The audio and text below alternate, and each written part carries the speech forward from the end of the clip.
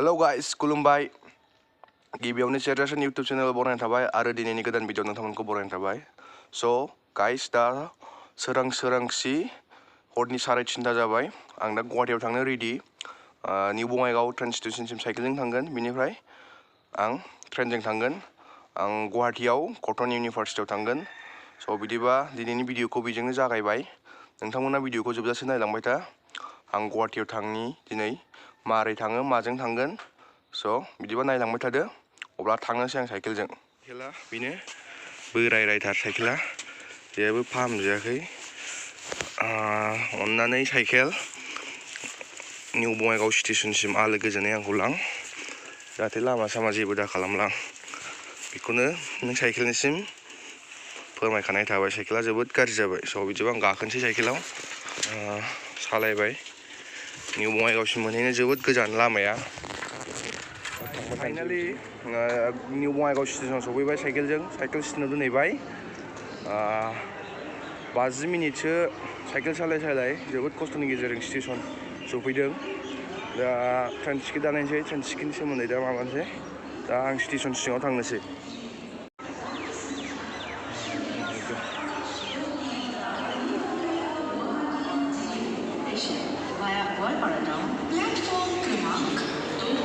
बिराद मानसि नै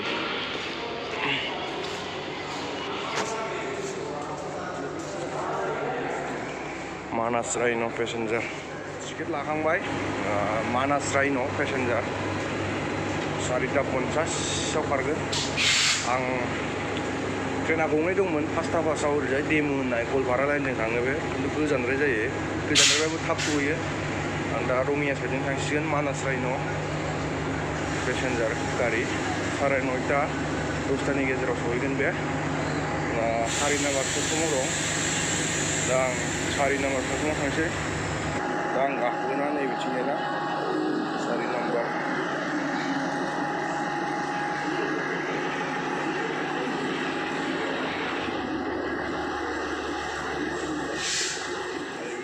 सियारखौ मोनबाय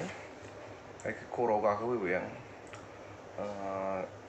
ट्रेन स्टाइलानो सोलायजोब्बाय गासिबो जइन जाजोबो दाबाजों दानिया स' दा गाखोबाय ट्रेनाव थांनोसै खारथ'वाखै जेला 4:50 जायो होमबासो खारगोन ट्रेना जागायबाय ट्रेन खारनाया खारजेनबाय नै स्टार्ट जाजेनबाय खालि गोजा सिटानो दिनै दा ससे उनाव बरपेटाफोरनिफ्रायसो बिराद होंगो दोंगो जालांबाय गुवाहाटी सफैबाय ओंखारबाय कारेक्ट टाइमावनो सफैदों ट्रेना स' दा बैजों थांनोसै फ्लाइअभारजों माने इउनिभार्सिटिनि माबायावनो दसे नेहैनोसै बिसोरखौ लोगोफोरखौ नगावनिफ्राय लोगोफोर फैगासिनो दं दासिमबो सफैयाखै बिसोरो दा आं ट्रेनाव सफैबाय गुवाहाटी स्टेशनाव नायलांबाय थादो मानसि खमायनानैसो गाखोबाय आं नै फ्लाइअभारजों गोजौजों सिंजों हाबनो लामा गैया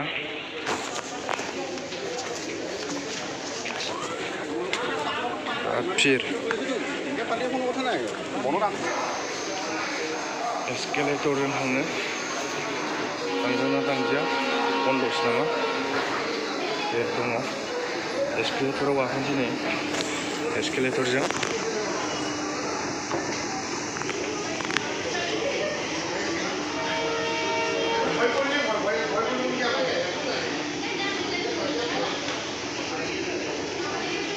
बैथिंजाय गाखोग्रा ओरैजाय ओंखारलांग्रा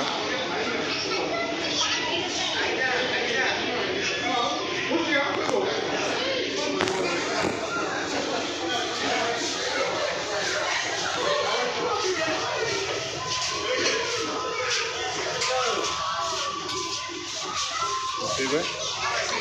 बाहेरायाव ओंखारलांसै बिजों ओंखारलाङा हनै ओरै थांनांसिगोन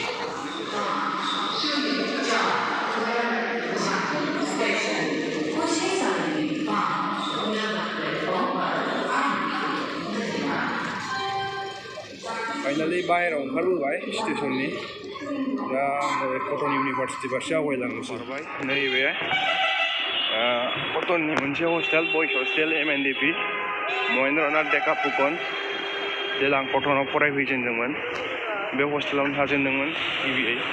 नाथाय आं बेहाय आबुं बोसोरनैखौ थायाखै बे हस्टेलनिफ्राय आं पिजिआव शिफ्ट जाहैदों बे जाहैबाय कटननि बयस हस्टेल नैबे जायखौ नुहरदों बै एसएमएस हस्टेल होनो बै न' नुहुरनाया बिल्डिं लुबाय गोदानै शहीद मुजाम्मिल हक बयस हस्टेल बेबो गार्लस हस्टेलाबो ओइथिंसो बिसिनि कटननिया थांगासिनो इउनिभारसिटिसिम नैबे स्टानार्ड ब्रह्म चौधुरी ट्राइबेल हस्टेल बेबो बयस हस्टेल स्टानार्ड ब्रह्म चौधुरी हस्टेलनि नामा नैबे शहीद मुजाम्मिल हक बयस हस्टेल बे बयस हस्टेल फ्रेसार्स जादों बिसिना हनै नैबे department of molecular biology and biotechnology department बे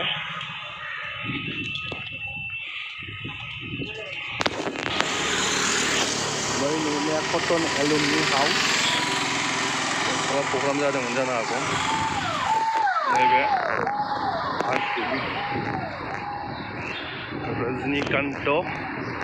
रजनीकान्त बरदलै बयस हस्टेल आरटिबि होनो सर्टआव बेबो कटननिनो मोनसे बयस हस्टेल स' ओरै थांगासिनो नैबे गासिबो कटननि गोजा बै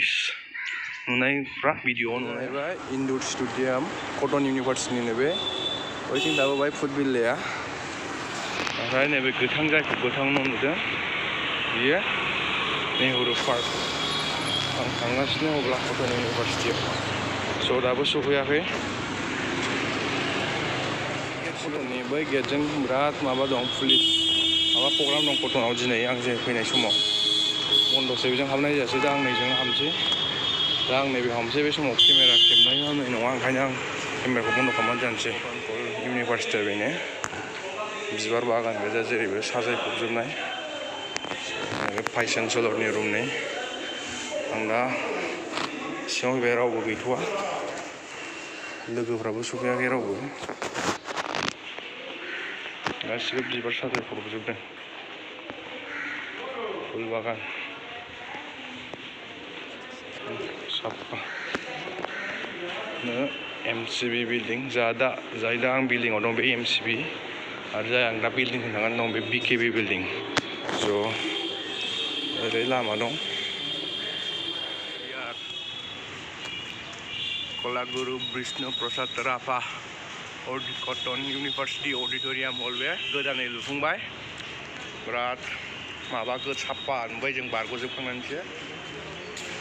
सिगाङाव बांद्राय माबा देलायहोजोब्बाय गासिखौबो रंजों देलायहोजोब्बाय कटन इउनिभारसिटि अच्छा है फट' सीजन के लिए कटन यूनिवर्सिटी लेट जाबोबाय नै बिसोर दासो सफैदों कितना पैसा मिला हेलो जोंना दा ये मेरा दोस्त है वो भी है मेरा रूममेट था वो पहले दीपंकर सैकिया सुष्मिता सैकिया ये है बहारुल वो भी दोस्त है हमारा बहुत लेट हुआ अभी यूनिवर्सिटी ऑफिस में जा रहा है कॉलेज यूनिवर्सिटी में हो गया काम अभी ऑफिस में जा रहा है एक दोस्त मिला है वो तुलिका 2 दिन के बाद मिला इसीलिए ऐसा क्या मिला तुलिका वो भी आ गया अभी चलो अभी यूनिवर्सिटी ऑफिस पे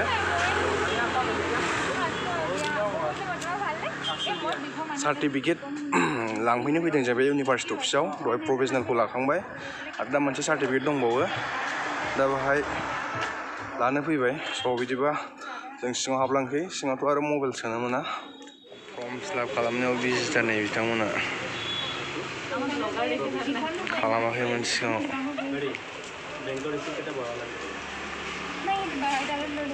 लिखो जल्दी लिखो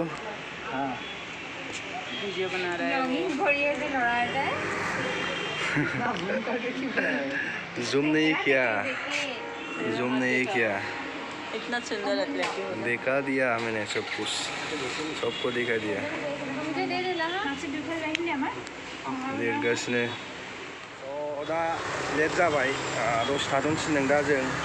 ओंखाम जानो थांदों हटेलाव बे खामानिया गैथ'वा मानसिया होटल में खाना खाने के लिए जाएगा अभी हम होटल तो मिल गया इधर ही है चलो अभी जाएगा होटल में क्या क्या मिलेगा सब कुछ खा के आएगा चलो होटल में हम खा के आया अभी बहुत भूख लग रहा था अभी खा के आया और फिर से अभी यूनिवर्सिटी ऑफिस में जाना है अभी तक हम लोगों का काम नहीं हुआ है वो जो हम लोगों का काम करता है वो अभी बाहर में है इसलिए हम बहुत लेट हो गया अभी वापस जाने में भी प्रॉब्लम हो जाएगा ट्रेन मिलेगा कि नहीं मिलेगा तो अभी यूनिवर्सिटी ऑफिस में ही जाएगा देखते रहिए बिदिबा गाइस दिनै थांनाय जायासै मोनाद्रायबाय लोगोफ्राबो गोबावजों लोगो मोनलायनाय हिसाबै जों ज' हटेलावनो थांसै होनबाय दा जों बेरायलाबायदों नै इउनिभार्सिटियावनो फैदोंमोन नै लाइटजों मोदानजोबनाय दसे फांसन नायबाय माबा मोनसे प्रग्राम जादोंमोन दसे ओरैनो हाबनानै नायबाय गोबां जायगा बेरायबाय फेन्सि बाजार बेरायबाय उमानन्द घाटआव थांबाय बायदिसिना जायगायाव बेरायनानै फैबाय जों बिनि थाखायनो जों दा मेंबाय दा हटेलाव थांनानै उन्दुनोसै ओरै गेटआबो बन्द जाबाय स' हटेलाबो लाबाय दा उन्दुहैनोसैल' दा मोनाबायबो हरबो थ'बाय ओंखाम जानोसै हटेलाव बिनिफ्राय उन्दुनोसै गाबोन थांलायनोसै गोबावजों जाबायमोन जों लोगो मोनलायिया बिनि थाखायनो ज' हटेलाव ज' थानोसै होननानै जों थाबाय गाबोन फुङाव थांसै स' दा हटेलाव थांसै नै दा कटन इउनिभार्सिटियावनो दंमोन दा फांसन नायनानै फांसना दासो जोबदों फांसनखौबो जों बांद्राय गोबाव नुफैयासै दसेल' नुफैदों दा इउनिभार्सिटि ओंखारलांसै बिथिंजाय गेट मारिथेबाय थालाया दा ओरै मेन गेटजों ओंखारलांसै जों हटेलाव हाबैसै एबार ओंखाम जानानै हटेलाव हाबनानै उन्दुहैनोसै अभी टाइम तो हो गया सोने का हिंदी में बोलो बनाओ ब्लॉग अभी टाइम हो गया अभी सोने का रात हो गया बहुत घर में नहीं गया अभी इस होटल में है अभी होटल का नाम तो भूल गया क्या था होटल का नाम यहाँ पे था होटल का नाम था Suradevi hotel MN road phone बाजार नियरेस्ट ऑफ फन बाजार सुरादेवी इस होटल में रह गया हम तीनों भी बहारुल है बहारुल इस्लाम भाई है ये है दीपंकर सैकिया ये है नौगांव से है ये है मंगोलई से है अभी हम एक ही साथ सोएगा यहाँ पे और कल सुबह को हम घर जाएगा आपका मेट्रो ट्रेन से जाएगा वो बहारुल बस से जाएगा वो भी बस से जाएगा ठीक है तो दिनैनि भिडिअखौ बेखिनियावनो फोजोबबाय आरो नोंथांमोना जुदि भिडिअखौ मोजां मोनदोंबा लाइक शेयार आरो कमेन्ट खालाम लोगोसे चेनेलखौ साबस्क्राइब खालामाखैबा खालामनानै होदो गोजोन्थों खुलुमबाय।